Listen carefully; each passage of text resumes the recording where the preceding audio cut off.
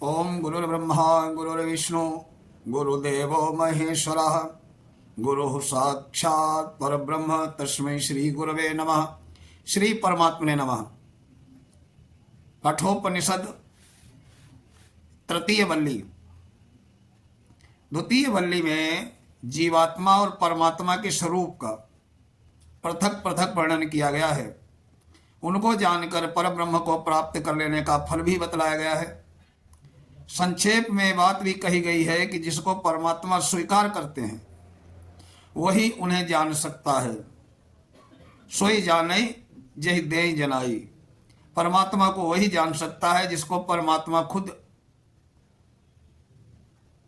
ऐसा करने का कृपा कर दे।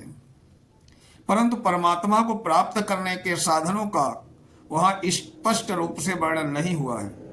अतः साधनों का वर्णन करने के लिए तृतीय वल्ली का आरंभ करते हैं। यमराज पहले मंत्र में जीवात्मा और परमात्मा का नित्य संबंध का स्थान बतलाते हैं। ऋतम पिबन्तौ सुकृतस्य लोके गुह्यम प्रविष्टौ परमे परार्थे छाया तपौ ब्रह्मविदो वदन्ति पंचाग्नयो ये च तृणाचिकेता। यमराज ने यह जीवात्मा और परमात्मा के नित्य संबंध का परिचय देते हुए ब्रह्मवेत्ता ज्ञानी महानुभाव यज्ञादि शुभ कर्मों का अनुष्ठान करने वाले आस्तिक जन सभी एक स्वर से कहते हैं कि ये मनुष्य शरीर अत्यंत दुर्लभ है। पूर्व जन्मार्जित अनेकों पुण्य कर्मों को निमित्त बनाकर परम कृपालु परमात्मा कृपावश होकर जीव को उसका कल्याण संपादन करने के लिए ये श्रेष्ठ शरीर देते हैं। फिर उस जीवात्मा के साथ ही स्वयं भी उसी के हृदय के अंतस्थल में परब्रह्म के निवास स्वरूप श्रेष्ठ स्थान के अंतर्यामी रूप में प्रविष्ट होते हैं।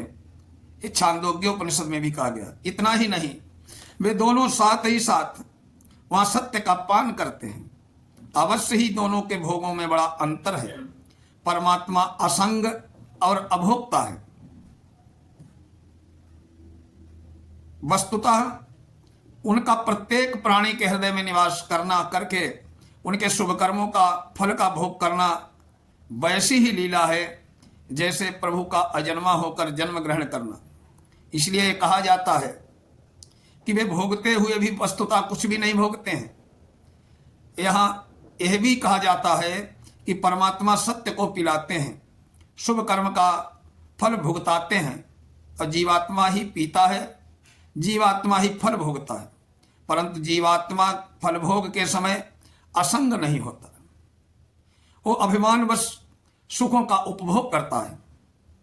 इस प्रकार साथ रहने पर भी जीवात्मा और परमात्मा दोनों छाया और धूप की भांति परस्पर मित्र हैं।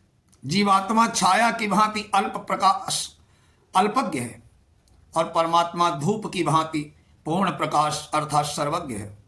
परंतु जीवात्मा जो कुछ अल्प ज्ञान है वो भी परमात्मा ही है। जैसे छाया में अल्प प्रकाश पूर्ण प्रकाश रूप धूप का ही तो अंग होता है। इस रहस्य को समझकर मनुष्य को अपने किसी भी प्रकार की शक्ति सामर्थ्य का कभी भी एहसान नहीं करना चाहिए। अंतर्यामी रूप में सदा सर्वदा अपने हृदय में निवास करने वाले परम आत्मीय परम कृपालु परमात्मा का नित्य निरंतर चिंतन करते रहना चाहिए।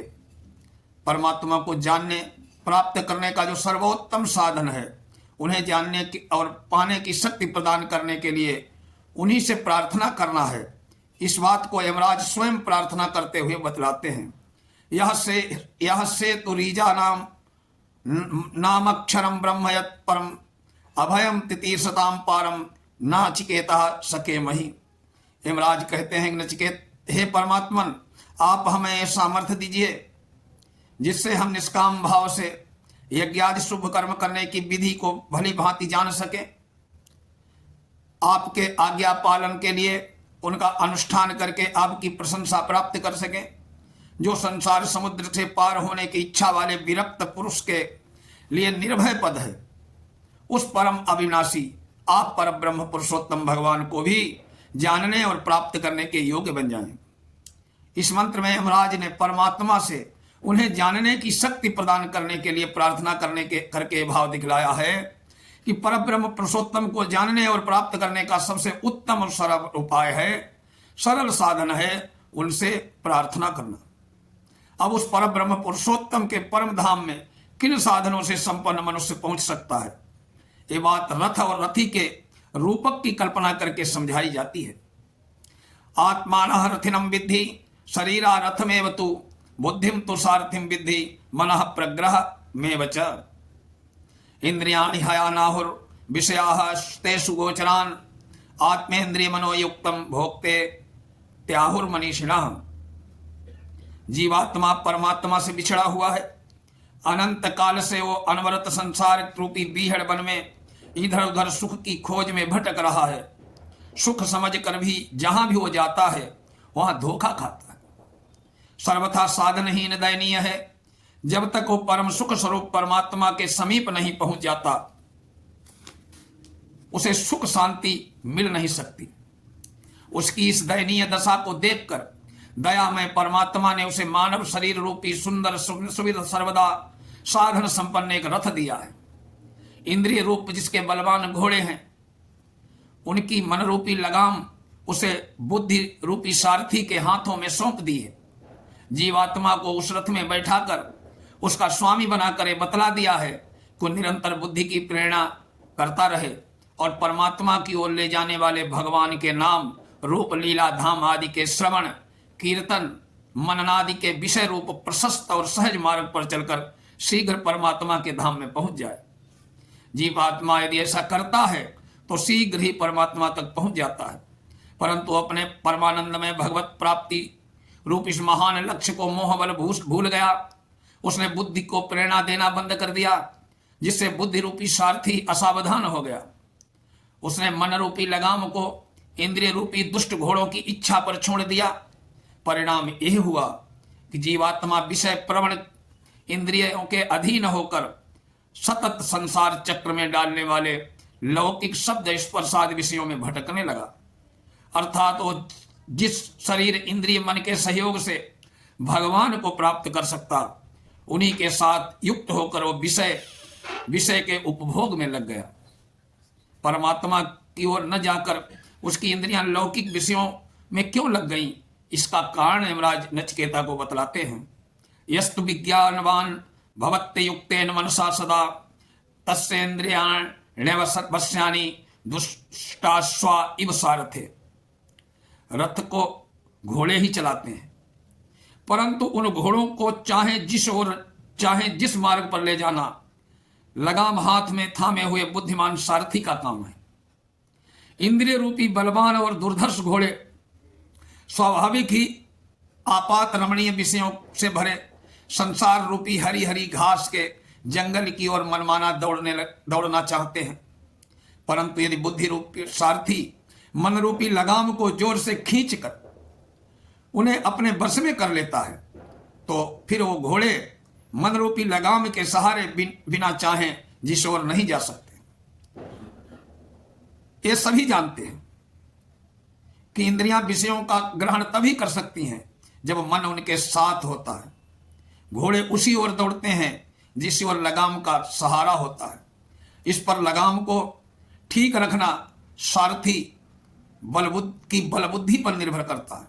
इस बुद्धि रूपी सारथी विवेक युक्त स्वामी का आज्ञाकारी, लक्ष्य पर सदा स्थिर, बलवान, मार्ग के ज्ञान से संपन्न इंद्रिय रूपी घोड़ों को चलाने में दक्ष नहीं होता तो इंद्रिय रूपी दुष्ट घोड़े उसके बस में रहकर लगाम के सहारे संपूर्ण रथ को ही अपने बस में कर लेते हैं और फल स्वरूप रथी और सारथी समेत उस रथ को लिए गहरे गड्ढे में जा पड़ते हैं। बुद्धि के नियंत्रण से रहित इंद्रियां उत्तरोत्तर उसी प्रकार उच्छृंखल हो जाती हैं जैसे असावधान सारथी के दुष्ट घोड़े। अब स्वयं सावधान रहकर अपनी बुद्धि को विवेकशील बनाने का लाभ यमराज नचिकेता को बता रहे हैं। यस्तु विज्ञानवान भवति युक्तेन मनसा सदा तस्येन्द्रियाणि वश्यानि सदस्वा इव सारथे। जो जीवात्मा अपनी बुद्धि को विवेक संपन्न बना लेता है जिसकी बुद्धि अपने लक्ष्य की ओर ध्यान रखती है, नित्य निरंतर निपुणता के साथ इंद्रियों को सन्मार्ग पर चलाने के लिए मन को बाध्य किए रहती है, उसका मन भी लक्ष्य की ओर लगा रहता है और उसकी इंद्रियां निश्चयात्मिकता बुद्धि के अधीन रहकर भगवत संबंधी पवित्र विषयों के सेवन में उसी प्रकार संलग्न रहती हैं जैसे श्रेष्ठ अश्व सावधान सारथी के अधीन रहकर उसके निर्दिष्ट मार्ग पर चलते रहते हैं। 5वें मंत्र में जिसके बुद्धि और मन की विवेक और संयम से हीन होते हैं, उनकी क्या गति होती है बता रहे हैं। यस्तु विज्ञानवान भवत्य मनस्का सदा शुचि न स तत्पदमाप्नोति सरह सारम चाधिगच्छति। जिनकी बुद्धि सदा ही विवेक से कर्तव्य के ज्ञान से रहित मन को वश में रखने में असमर्थ रहती है, जिनका मन निग्रह रहित असंयत है, जिसका विचार दूषित रहता है, जिसकी इंद्रियां नितांत दुराचार में प्रवृत्त रहती हैं, ऐसे बुद्धि शक्ति से रहित मन इंद्रियों के वश में रहने वाले मनुष्य का जीवन कभी भी पवित्र नहीं रह पाता।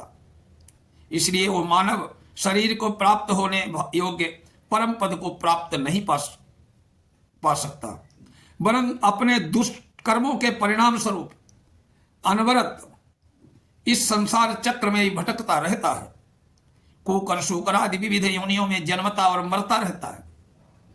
यस्तु विज्ञानवान भवति समनस्का सदा शुचि सत्तु तत्पदमाप्नोति यस्मात् भूयो न जायते।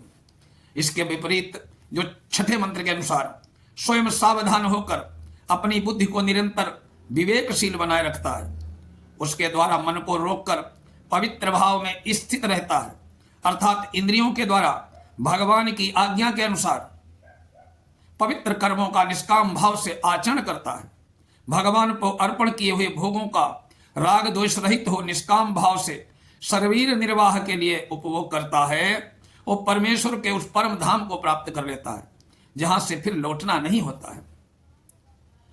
अब 8वें मंत्र के अनुसार फिर से स्पष्ट करते हुए रथ रूपक का उपसंहार करते हैं। विज्ञान सारथिरस्तु मनः प्रग्रहवान नरः शोधना पारमाप्नोति तद विष्णोः परमं पदम। तृतीय मंत्र से 9वें मंत्र तक 7 मंत्रों में रथ के रूपक में यह बात समझाई गई है कि यह अति दुर्लभ मनोर शरीर जिस जीवात्मा को परमात्मा की कृपा से मिला है, उसे शीघ्र सचेत होकर भगवत प्राप्ति के मार्ग में लग जाना चाहिए। शरीर अनित्य है, प्रतिक्षण इसका ह्रास हो रहा है। यदि अपने जीवन के इस अमूल्य समय को पशुओं की भांति सांसारिक भोगों को भोगने में ही नष्ट कर दिया गया तो फिर बारंबार जन्म मृत्यु रूप संसार के चक्र में घूमने को बाध्य होना पड़ेगा। जिस प्रकार महान कार्य की सिद्धि के लिए यह दुर्लभ मनुष्य शरीर मिला था, वो पूरा नहीं होगा। अतः मनुष्य को भगवान से कृपा से मिली हुई विवेक शक्ति का सदुपयोग करना चाहिए। संसार की अनित्यता को, इन अपार आपात रमणीय विषय जनित सुखों की यथार्थ दुख रूपता को समझकर इनके चिंतन और उपभोग से सर्वदा उपरत हो जाना चाहिए। केवल शरीर निर्वाह के उपयुक्त कर्तव्य कर्मों का निष्काम भाव से भगवान की आज्ञा समझकर अनुष्ठान करते हुए अपनी बुद्धि के में भगवान के नाम रूप लीला धाम, उनकी अलौकिक शक्ति और अहेतुकी दया पर दृढ़ विश्वास उत्पन्न करना चाहिए और सर्वतोभाव से भगवान पर ही निर्भर रहना चाहिए। अपने मन को भगवान के तत्व चिंतन में, वाणी को उनके गुण वर्णन में, नेत्रों को उनके दर्शन में, कानों में को उनके महिमा श्रवण में लगाना चाहिए। इस प्रकार सारी इंद्रियों का संबंध भगवान से जोड़ देना चाहिए। जीवन का एक क्षण भी भगवान की मधुर स्मृति के बिना न बीतने पाए, इसी से मनुष्य जीवन की सार्थकता है। जो ऐसा करता है वो निश्चय ही परब्रह्म पुरुषोत्तम के अचिंत्य परम पद को प्राप्त होकर सदा के लिए कृतकृत्य हो जाता है। उपयुक्त वर्णन में रथ के रूपक की कल्पना करके भगवत प्राप्ति के लिए जो साधन बतलाया गया, उसमें विवेकशील बुद्धि के द्वारा मन को वश में करके इंद्रियों को विपरीत मार्ग से हटाकर भगवत प्राप्ति के मार्ग में लगाने की बात कही गई है। इस पर यह जिज्ञासा होती है कि स्वभाव से ही दुष्ट बलवान इंद्रियों को उनके प्रिय और अभ्यस्त असत मार्ग से किस प्रकार हटाया जाए। अतः इसका विवेचन करके इंद्रियों को असत मार्ग से रोककर भगवान की ओर को लगाने का मार्ग आगे यमराज बतलाते हैं। अगले विषय में इंद्रियों को असत मार्ग से सत मार्ग की ओर लगाने का जो उपाय यमराज नचिकेता को बताते हैं, उसका वर्णन होगा। श्री परमात्मा ने नमः।